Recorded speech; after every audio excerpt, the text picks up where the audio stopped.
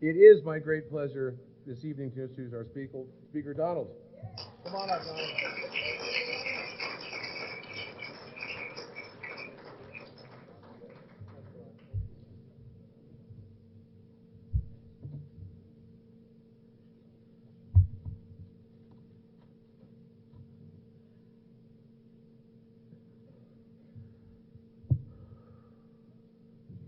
Lo Loma Yat Camus Howdy Nu Mas Wongwa Nu Hopi Nu Tawayama Yan Hopit Matsiwa Nu Donald Yan Pahan Matsiwa.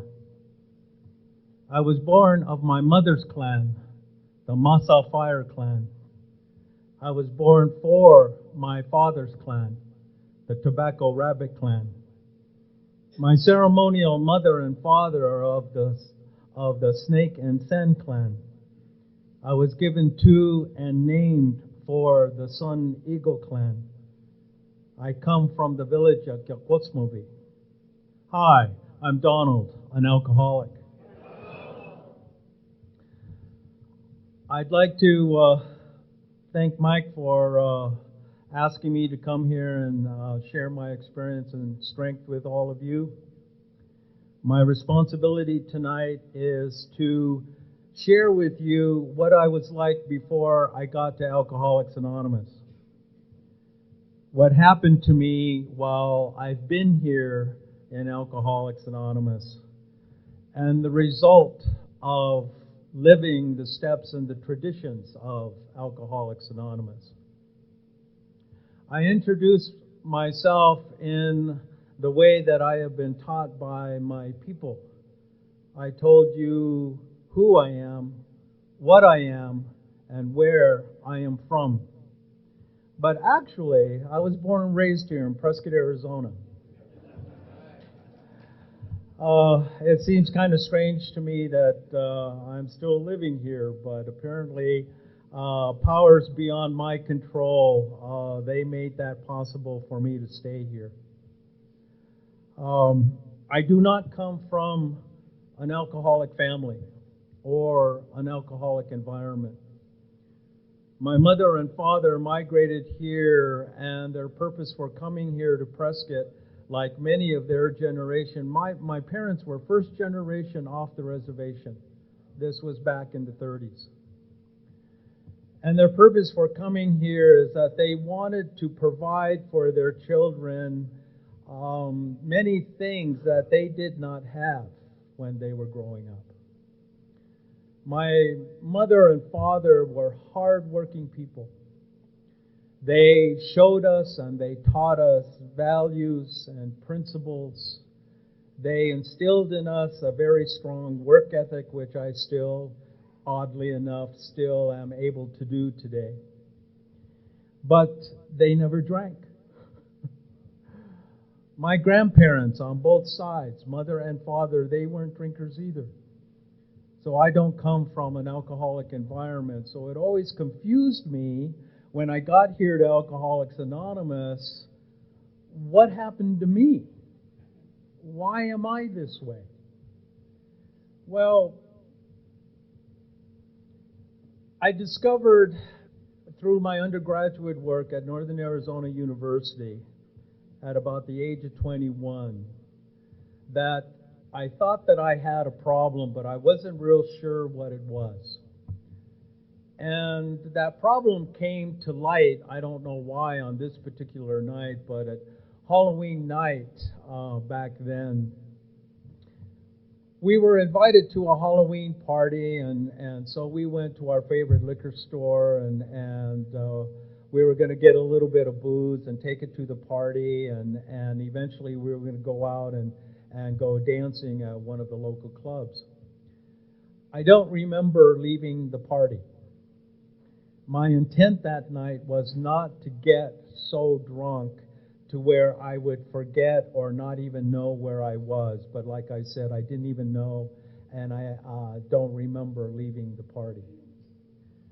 I do remember coming out of my blackout, though, standing at the front door of this one club we like to go to, and they were debating with my friends and myself whether or not I was sort of sober enough to go into the club. They said that I was too drunk.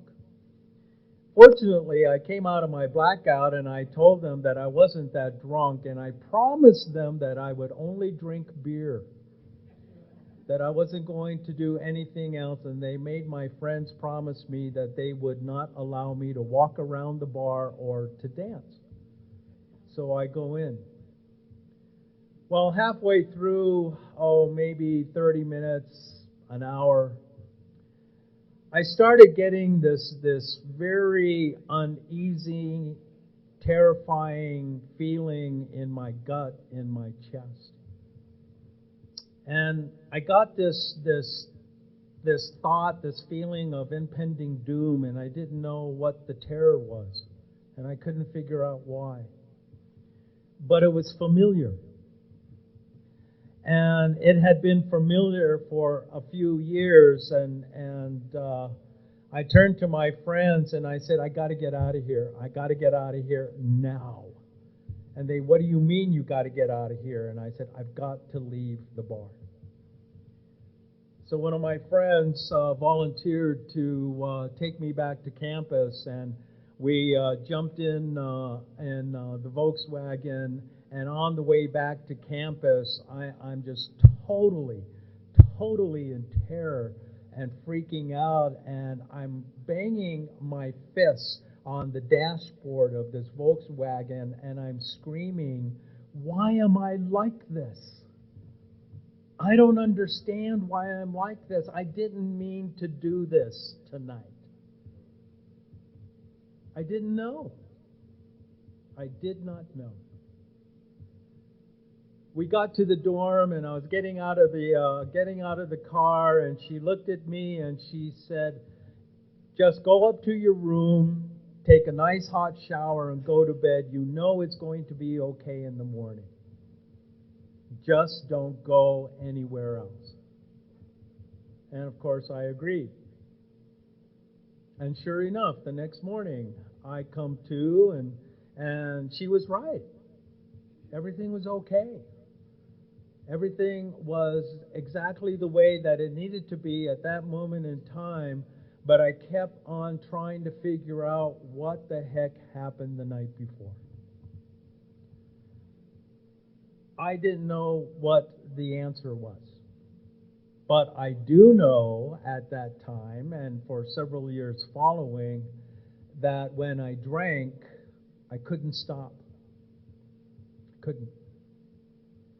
I kept on trying to pretend that I could control my drinking, or I'd even experiment by walking into a bar and having one or two beers or what have you, and I would turn around and walk out and go home. And see, what I was trying to do was to fool myself that I don't have a problem with drinking. My problem was all of you. My problem was the world around me. And I still didn't find an answer. You see, before coming to Alcoholics Anonymous, I was a blackout drinker. I thought that was normal. And I also thought the people that were around me, everybody drank like that. I soon started to discover, as I came to the end of my drinking career, that not everybody drinks like that. And that slowly, one by one, my friends started walking away. In fact, I remember one night in the middle of the Palace Bar, I was with two of my best friends in the whole wide world that I grew up with here in Prescott. And I don't know why she said this to me. I mean, I had no idea. She turned to me and she said, I don't want to talk to you ever again because you're so disgusting when you get drunk. Just stay away from us and don't talk to us. They turned around and walked away. And I'm standing there going, excuse me, wait a minute. I'm not doing anything. I'm not saying anything. See, I don't know if you can relate to those experiences of mine before I got here to Alcoholics Anonymous. And I tried to hold on to those experiences when I got here to Alcoholics Anonymous, and you people started calling it denial. I was aware that there was a problem, but I just didn't know what it was, like I said. How I got here to Alcoholics Anonymous was very simple. I had known a few individuals in the fellowship a couple of years before I arrived here, and I had been to a meeting or two when things got a little rough. And when things got a little rough, it was like losing a wallet. I remember calling Intergroup because I lost a jacket. And I thought it was your responsibility to come and help me find my jacket, find my wallet. And I could never figure out why you sent these guys to my house, and all they wanted to talk to me about was not drinking. No, that's not the point. The point is, I need to get my wallet. You know? But in 1986,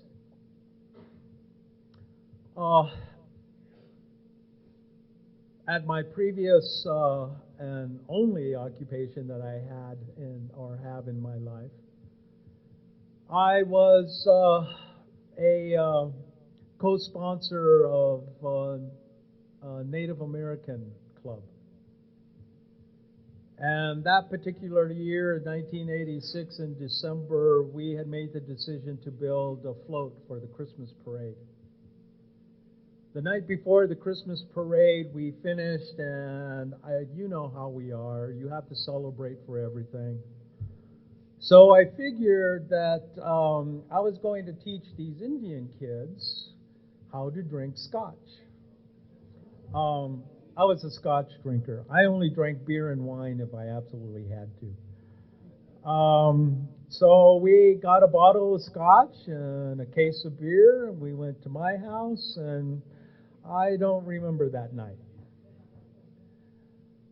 What I was told several years later, after arriving at Alcoholics Anonymous, is that later on that evening, I had tried to go to a local bar with a friend of mine, and at the time, I had 2 strands of turquoise beads, and that I had gone into the bar, and I knew the bartender, and I put my beads on the bar, and I told him, "You can have these if you will let me drink the rest of the night."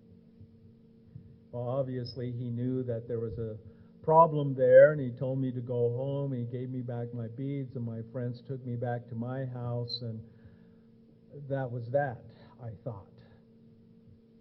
I woke up the next morning, and I couldn't figure out what had happened. My house was trashed, and thank God there was a tiny little bit of scotch in that bottle. And if you're a real alcoholic, if you're a real alcoholic, I took that bottle, and I have a gas stove in my house. And I turned on one of the burners, and I warmed up that bottle. You know, when you warm up that bottle, whatever scotch is still on the sides of the bottle will trickle down to the bottom. And I put a little bit of water in there, and I shook that up, and I got just the tiniest bit of taste of scotch, and that was enough. The following day was the Christmas parade. Apparently, this I don't remember either. I got a 6-pack of beer somewhere and went into another blackout, and I came out of my blackout standing in an intersection in downtown Prescott, not knowing where I was at. Some friends of mine found me and took me over to their vehicle and tried to make me stay there to watch the parade. But I finagled my way away from them, and I had a couple of bucks in my pocket, so I went across to the Copper Penny on Cortez. And I knew the owner and the bartender, so I threw down my couple of bucks, and he says, well, I can give you a small bit of scotch and water and a beer. And I took it.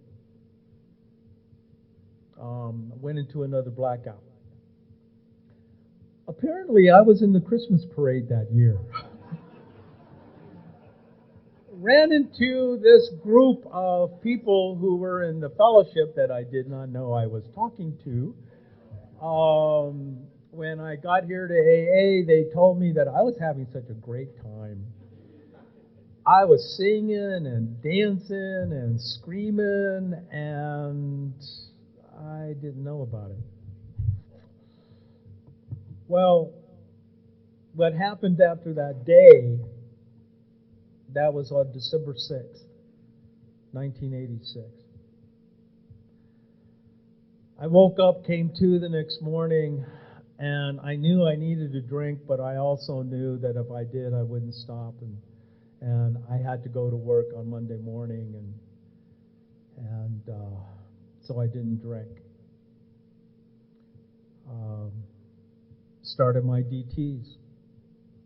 A friend of mine came to my house to check on me, and she convinced me to go with her to her house and her family out in Prescott Valley, and for the next 4 days I went through the DTs on their living room couch. I had never felt so much pain and the cramps in my legs and my arms ever up to that point in my life. For those of you that have seen these old black and white movies about alcoholics and the hallucinations that they see, that's true.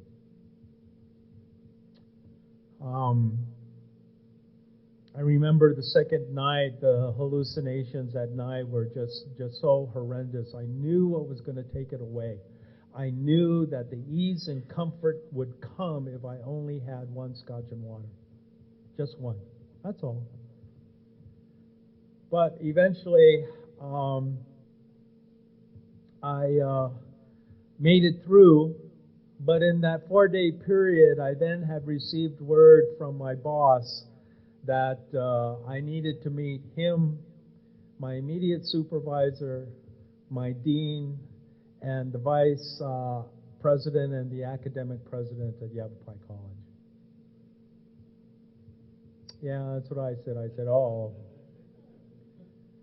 So, like I suppose I've always done in the past, on the 5th day, I put on a nice clean white shirt and slacks and polished my shoes and combed my hair and made sure that I looked like that I was sober. I was still shaking. I hadn't eaten in 5 days. And I went to this meeting, and they pulled out a folder, and they told me that they believed I had a drinking problem. That they had been receiving notes and letters from students and other members of the staff, and that if I did not get any help, that I was going to lose my job and my career in the state of Arizona. See, at that time in 1986, there wasn't the luxury of what you all refer to as treatment and sober living and halfway houses. And I didn't know what to do. So they gave me that ultimatum, and they said that I could make that decision by the end of the week. So I went back to my friend's house. I'm standing on the front porch, and I'm looking up into the bluest December sky that I had ever seen, and I said, God help me, I'm going to die. I wasn't making any deals with God. There's a line in the big book of Alcoholics Anonymous that says, conceded to our innermost selves that we were alcoholic. It's the first step in recovery. And I knew it. I needed help. So after asking God for help because I'm going to die, I walk into the house, and where the hell this idea came from, I don't know. But I got to the yellow pages, and I'm flipping through the yellow pages, and my friend says, "What are you doing?" And I said, "I need to find the number of Alcoholics Anonymous. I need help." And her response was, "Why?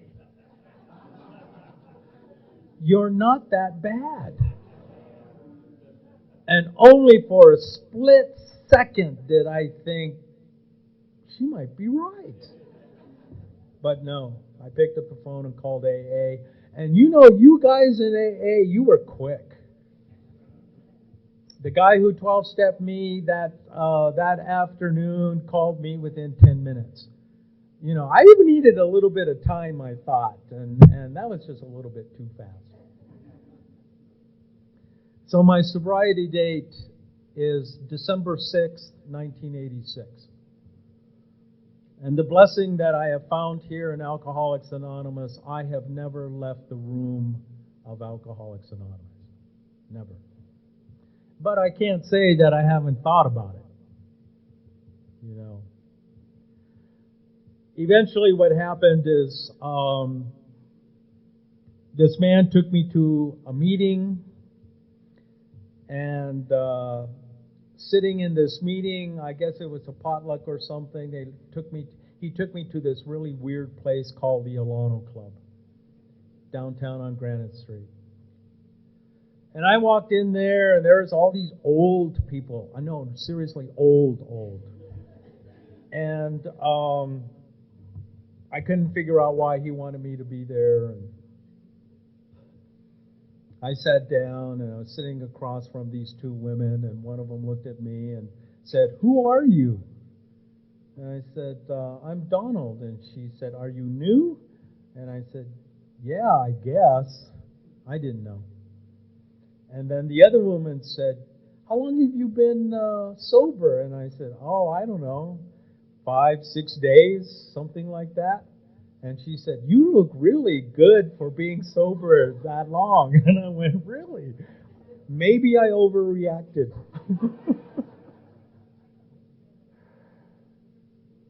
That man who 12-stepped me is my current sponsor.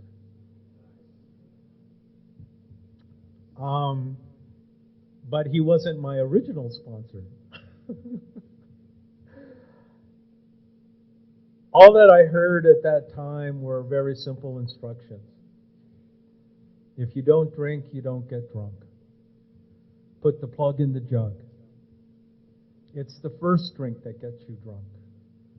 And the most important statement that was made to me was, you don't drink no matter what.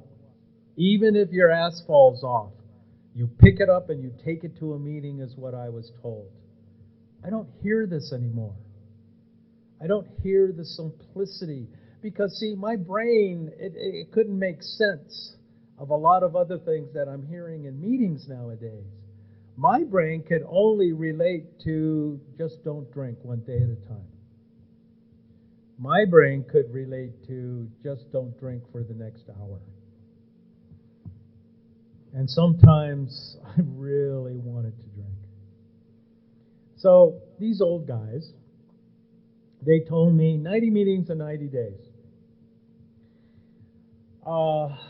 You don't drink in between meetings. Find a sponsor. Find somebody you can talk to.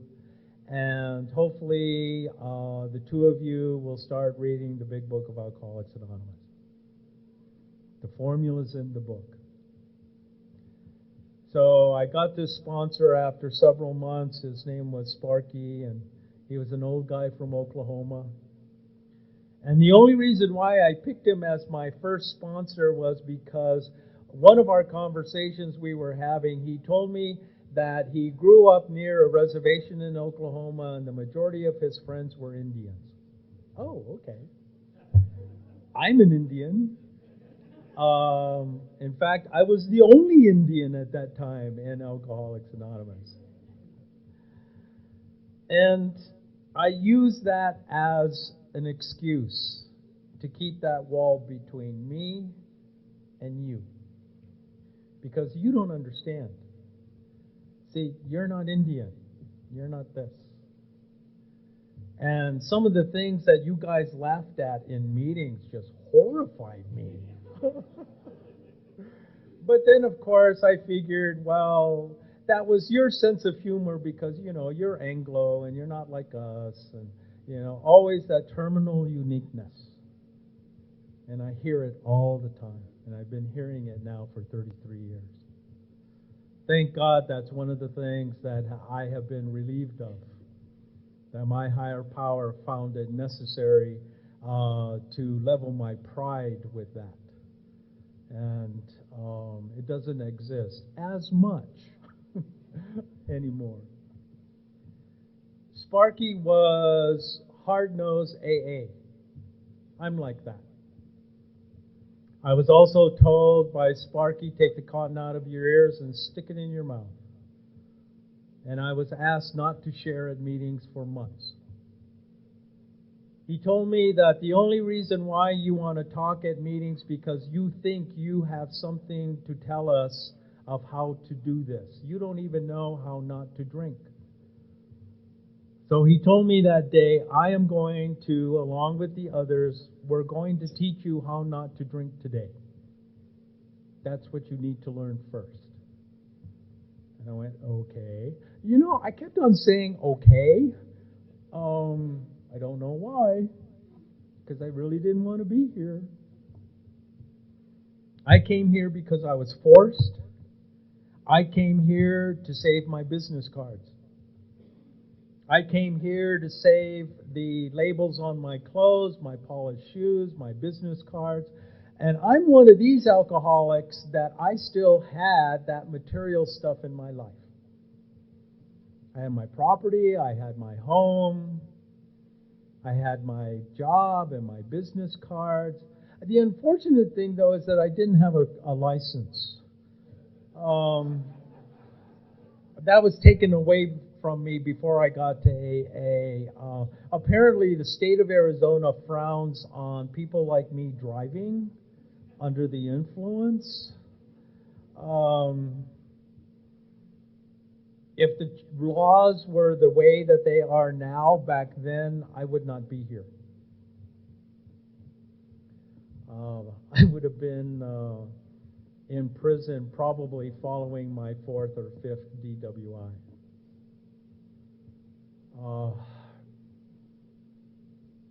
I remember when I was brand new, and I don't know if you all do this, but a few friends of mine that I was making at the time, we were talking about our DUIs and the jails we had been in and so on and what have you.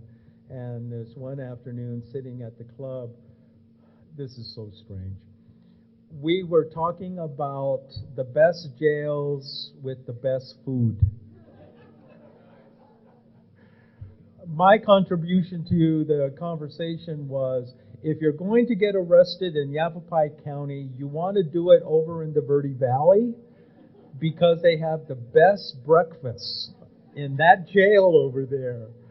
It just seems like a really odd subject matter to be talking about openly in public. But that's what we do here in Alcoholics Anonymous.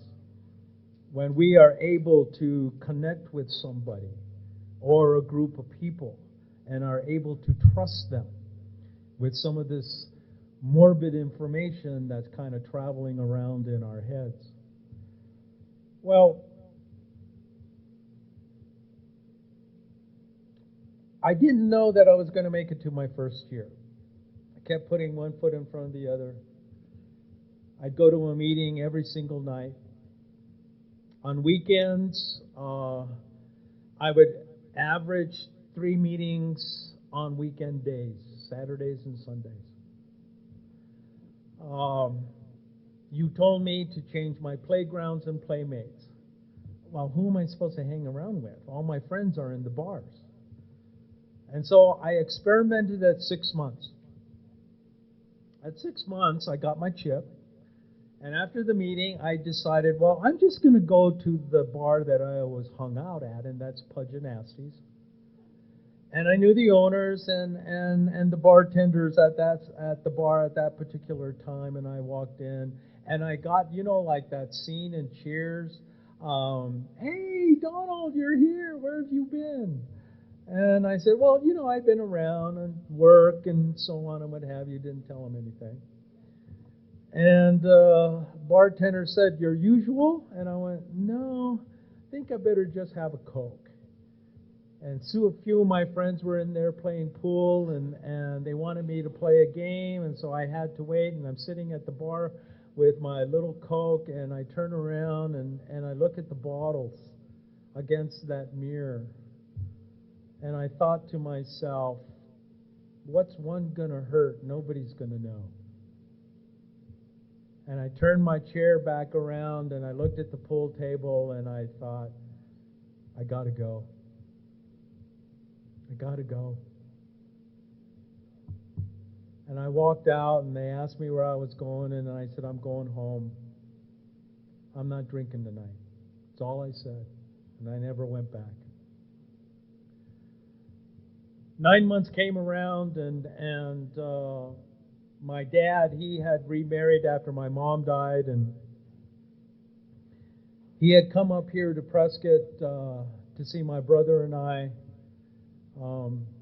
This is kind of unusual in this day and time, but I am still living on the same property I grew up on. When my parents acquired the piece of land, I'm almost on the same piece of land for 90 years. That's just amazing to me.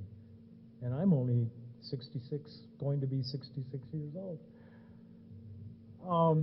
At 9 months, my father came up to talk to my brother and I, and he was having some difficulty, and he asked us if we would be willing to allow him to come back to Prescott to live in my mother's house where I was living. And of course, I said yes. I took out my 9-month chip and I showed him, and I said, look, I'm going to Alcoholics Anonymous, and I'm trying not to drink, and it's been 9 months, and no reaction. And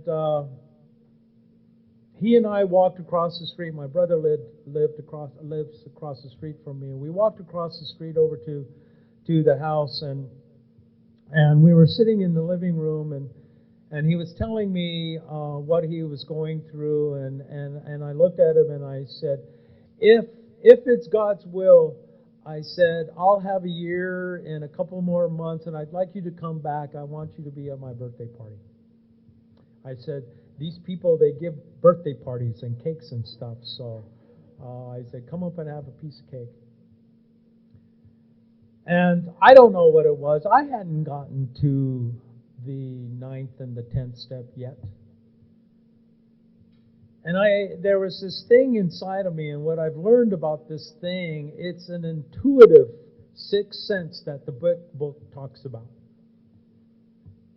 If I do all of the steps and use them in my life, the book says I will develop a sixth sense that I will come to rely upon intuition.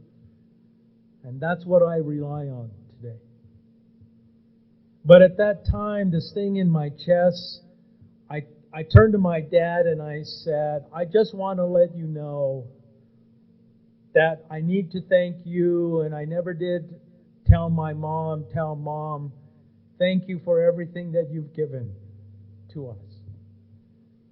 And for the first time in my life, I actually said it out loud. I said, I love you. And that was the last thing that I said to my dad. 30 days later, I get a phone call at 2 o'clock in the morning from Phoenix, Arizona. My father had died on the operation table. We didn't know. Totally freaked out, called Sparky. He told me that there was a 6 o'clock meeting down at the Alana Club, so I go down to the club, and I'm sitting there, and I cried through the whole meeting. There was another meeting following at 7 o'clock, and this jerk in that meeting, he turned to me and he said, why don't you lead the meeting? Seriously? So I led the meeting, and I cried through that one. I went back home and I called Sparky, and he told me what to do. I was 33 years old at the time. You would think that an adult being 33 years old would know what to do, and I didn't know what to do. The only thought that was going through my mind is that I did not want to drink.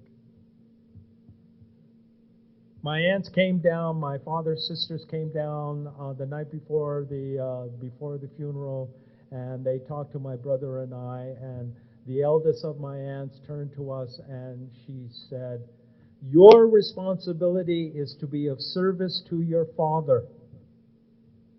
You're not going there for you. You must be of service to your father and help him begin his journey to the other side." That's what she said. You know what that sounds like? Alcoholics Anonymous. My primary purpose is to stay sober and to help other alcoholics achieve sobriety.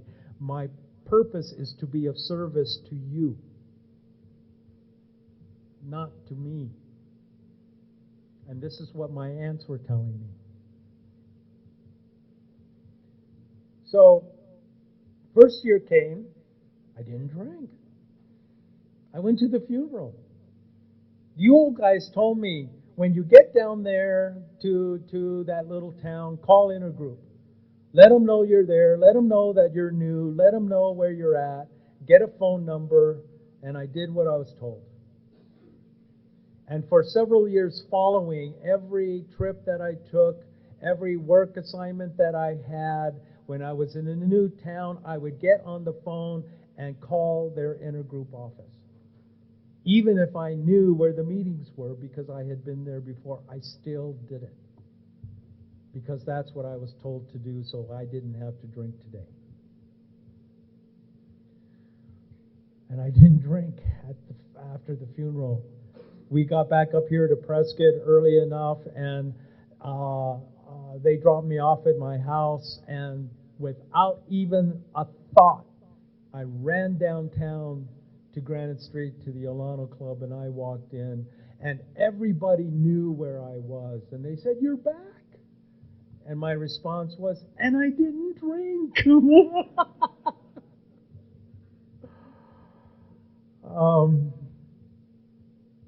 And I realized that began my journey in Alcoholics Anonymous.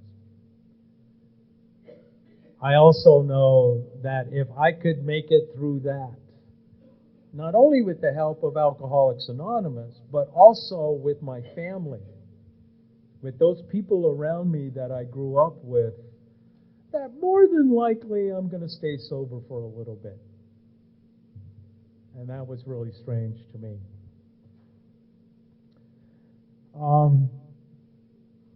As the years wore on, there were different things that were shown me in the big book of Alcoholics Anonymous, and I'm going to read you a couple of sentences at the very beginning of the book that I always show the individuals that I carry the message to.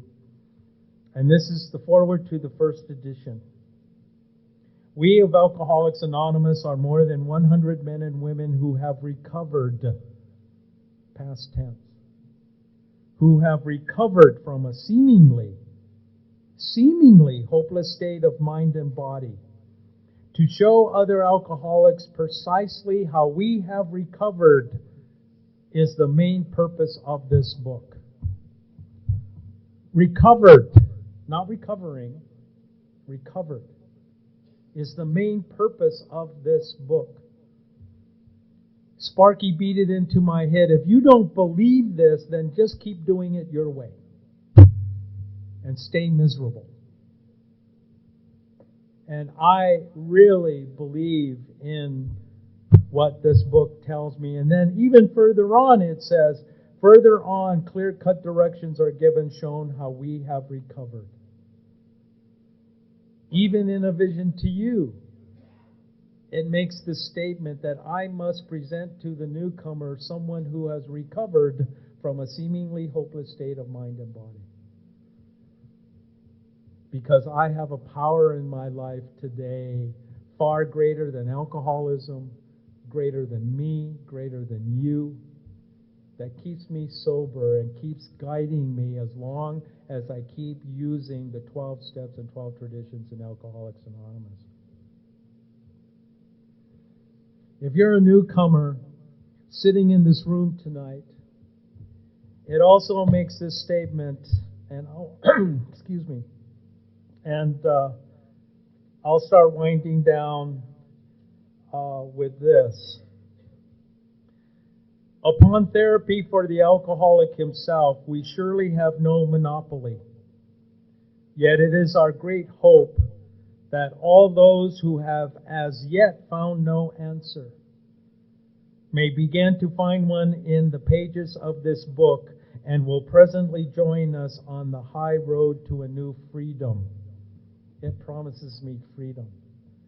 So if you are brand new and you haven't found an answer yet, find someone who uses the big book of Alcoholics Anonymous. Read this, follow the formula and the directions. It promised me that I will have freedom. Internally, I'm okay. When I lay down tonight, again, like I did last night, I'll thank my Creator for the life He granted me today. I will thank Him for the strength and the courage that He has given me, and most importantly, for the health and well-being and not having to take a drink today. And all I had to do was, if I don't drink, I don't get drunk. I put the plug in the jug, and most importantly, I don't take a drink no matter what. Thank you.